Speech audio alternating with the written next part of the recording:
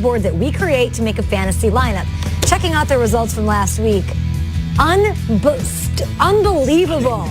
Not stunning, but just like how many points you had. You beat everybody by 30 points, Peter. This was my big day, my coming out party, Kay. You've been beating us up pretty much regularly, every other week at least. Still trailing Burleson for the league lead, though. You had Keenan Allen. That was huge for you. Saquon. Saquon. Imagine the Giants gave him the ball in the second half. It would have been even better. Hey, Peter. We get it. All right, let's get to the big board for week 13. Quick recap for the rules for everybody out there. 15 quesos, you build the perfect lineup for this weekend. And here it is. You pick one player from each column, and you have to play a defense. Peter, you got the win. Who you got this week? I get to go first. I'm going with Patrick Mahomes big. I feel like this bye week, we kind of forgot about Mahomes. Burleson said it yesterday. He's on pace to rip every record in the world. And with Drew Brees losing last night, there's a chance that he takes the lead in the MVP conversation again. I went Mahomes for 5. I also love DeAndre Hopkins. I think he's having an amazing year. I think that the Texans are going to put up points on the Browns. I go 5 there. Then I went ones across the boards, which basically means, guys, I'm leaving 2 points. Why did you do that? He's flexing on I'm flexing. Like a jerk move. This is me benching Todd Gurley in the fourth quarter of a big game saying, I don't need to use those points. I'm going 1-1-1 across the board. I like what Josh Adams of the Eagles is doing. Cool story. I'm a flexing on you. Peter, if you win this week, will you go 4 1-pointers? Yeah. 5? I like that. He leaves 2 cases on the board. You can have them. You believe in that Bengals defense against the Ravens? I do. You're kind of a madman here. You used to be defense. You change every week. I do. I think the Bengals have something to play for right now. They got lit up on national TV, and Hugh Jackson's still going in for that hug. I think that they'll find a way to beat the Ravens, at least for a couple quarters, and then we'll see what happens in the end.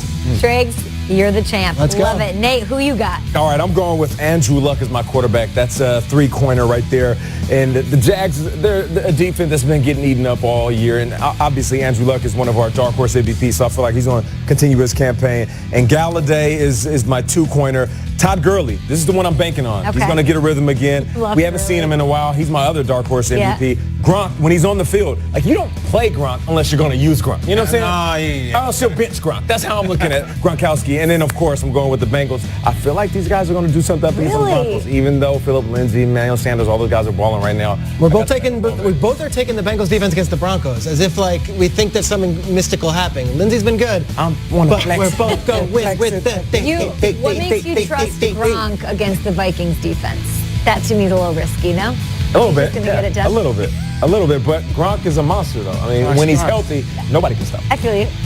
I got a new system. I figured this out. I'm not going to lose again. No, you said. I won't lose again. It's the same system from last week? Yeah, but last week I was joking. This week I mean it. I'm going to go Mahomes, who might put up 70 points in Oakland. I'm going to also go with Gurley for 5. I took the 2 5s, the running back. I like quarterback. it. That leaves me with a 3, which is Josh Gordon, which I'll take. I'm fine with that all day. I'm going to get a piece of that Gronk equity that you're talking about. And then my favorite pick by far, 1 queso for Jonnu Smith. I know this about fantasy. If somebody has a breakout, get him the next week. Mariota spent the whole week raving about his athletic tight end, saying how good he is, how big he's going to blow up. in the game plan now. Jonnu Smith is in the game plan. And why not? I'll go for the Bengals defense. Why the hell not? You telling me Case Keenum isn't ready to chuck him with you? I think he is. Bengals defense. I won't lose again. I like it. My lineup, I will also go with Mahomes. So 3 out of the 4 of us going with Mahomes in a perfect matchup. Easy to pay up for him and start him. He should be amazing against the Raiders.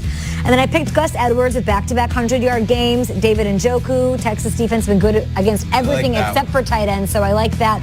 I do want to focus on Galladay here. You're playing him as well, Nate.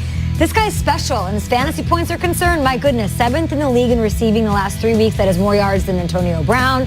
That is more yards than Odell Beckham Jr. He's doing something. He's really the only show in town right now for Matthew Stafford, going up against the Rams, who are 3rd most generous to wide receivers as well. If you have Galladay, we're getting a lot of questions about should I play him, should I not play him? Absolutely play Kenny Galladay. That's a savvy pick in fantasy because he might he may have garbage points. He may have just trying to keep up with the Rams points. That could be big. He's crushing it. Okay, we will tweet this bad boy out. It is the Top 5 Friday big board, so you can make a better lineup or make a perfect lineup, which nobody has done in 12 weeks. So good luck with that. Up next.